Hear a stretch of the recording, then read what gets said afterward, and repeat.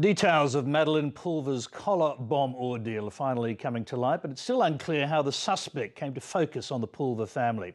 Police allege that Australian businessman Paul Peters attached a fake bomb to the Sydney teenager in a bid to extort money from her parents.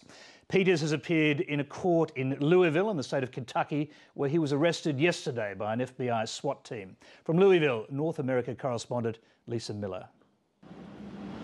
Still wearing the clothes he was in when he was arrested, Paul Peters was also burdened by handcuffs and leg shackles. Any word for Madeleine? I hope she's well. He spent his last night of freedom at the home of his ex-wife and mother of his 3 school-aged children.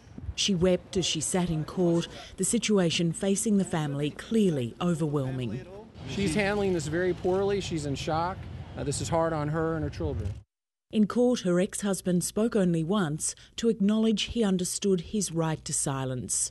Paul Peters' lawyer says the Australian will fight the charges. I'm not going to share with you or anyone else anything that he's told me. I will tell you that he will contest these charges. Please tell me if this gentleman had any trouble prior to this that you know of. It's my understanding that he has no criminal history whatsoever. So he's been a law-abiding citizen? It's my understanding that he's an attorney in good standing in Australia and an investment banker in Australia, and he has no criminal history. Police allege the 50-year-old Australian businessman launched the terrifying bomb hoax armed with a baseball bat, his face hidden by a balaclava. And they say it was an email trail that led them to the man they believe is the attacker. Documents filed in the Louisville courthouse reveal what was on the note attached to the device around Madeleine Pulver's neck. Powerful new technology plastic explosives are located inside the small black combination case delivered to you. The case is booby-trapped. It can only be opened safely if you follow the instructions and comply with its terms and conditions. Police say the note then instructed Madeleine Pulver not to contact the police and stated, "You will be provided with detailed remittance instructions to transfer a defined sum once you acknowledge and confirm receipt of this message." Also on the note, police say, was an email address which was created in Chicago and then accessed only 3 times, all in Australia, in the hours after Madeleine Pulver's initial call to police. The police say the email account was accessed on a computer in this Central Coast video store.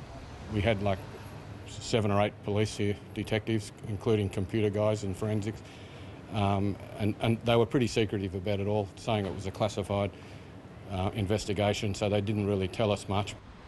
The email account was also allegedly used at a library at Kincumber, north of Sydney. In both instances, security camera footage shows a man fitting Paul Peters' description. 5 days later, Paul Peters flew out of Sydney for Chicago and then on to Kentucky. Despite the new details submitted to the Louisville court, the Australian police officers who came to Kentucky to arrest Paul Peters aren't talking about the case. I can't comment on the case. Now, new details are beginning to emerge about the accused, Paul Doug Peters. He was educated at an elite Sydney private school, had a law degree and ran an international finance business.